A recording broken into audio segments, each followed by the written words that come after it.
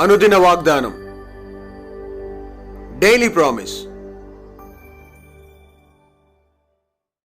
దేవుని నామానికి మహిమ కలుగును గాక. మన ప్రభువు మీ రక్షకుడు యేసుక్రీస్తు వారి శుభనామంలో మీకు నా హృదయపూర్వక వందనాలు తెలియజేస్తున్నాను. ఈ దినం దేవుని మాట ఊరకుండుడి, కీర్తన 4:4. భయము నొంది పాపము చేయకుడి, మీరు పడకల మీద నుండగా మీ హృదయంలో ధ్యానం చేసుకుని ఊరకుండుడి. Praise lord. ద్వితీయోపదేశకాండం 27:9-10 చూస్తే, మీరు ఊరకుని ఆలకించుడి, నేడు మీరు మీ దేవుడైన యెహోవాకు స్వజనమైతిరి. Praise lord. కారణం, యేసుక్రీస్తు వారు పుట్టారు, పాపక్షమాపణ ఇచ్చారు, భయపడిన అవసరం లేదు. కానీ మీ దేవుడైన యెహోవా మాట విని మీకు ఆజ్ఞాపించబడుతున్న ఆయన ఆజ్ఞలను, ఆయన కట్టడాలను మీరు గైకొనవలసి ఉన్నది. Praise Lord. ఎందుకంటే నిర్గమ 14:13-14 నేడు మనకు కలుగజేసిన రక్షణ మనం ఊరకుడే నిలిచి చూద్దాం. మనం ఊరకయే ఉంటే చాలు, మన పక్షంగా ఆయన చేసిన యుద్ధాలను చూస్తూ ఉందాం. మనము ఊరకే ఉంటే చాలు. Praise lord.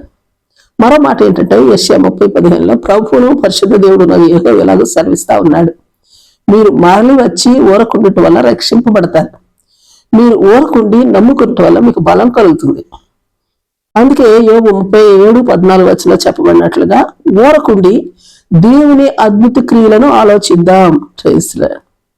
కీర్తన 46:10-11 ఊరకుండి యెహోవాయే దేవుడని తెలుసుకుందాం. అన్యజనులు ఆయన మహోన్నతుడు, భూమి మీద ఆయన మహోన్నతుడు, ఆయనే సైన్యములకు అధిపతి యెహోవా.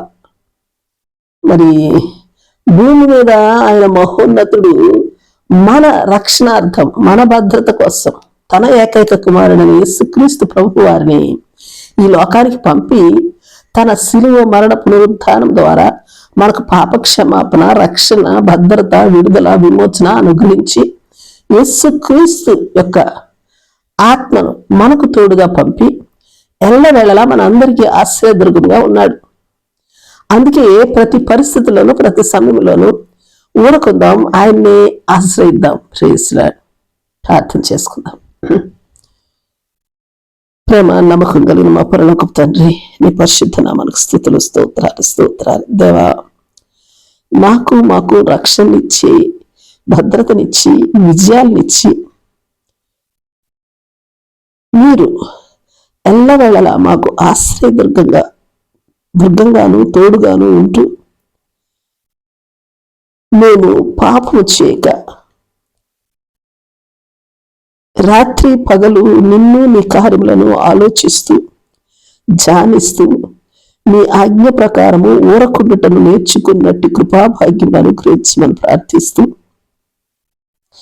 యేసు నామములో అడిగి వేడుకొంచున్నాం తండ్రి. ఆమేన్, ఆమేన్.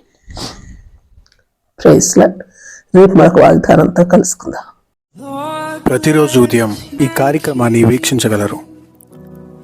తిరిగి మళ్ళా రేపు ఉదయం కలుసుకుందాం. దేవుడు మిమ్మల్ని దీవించును గాక.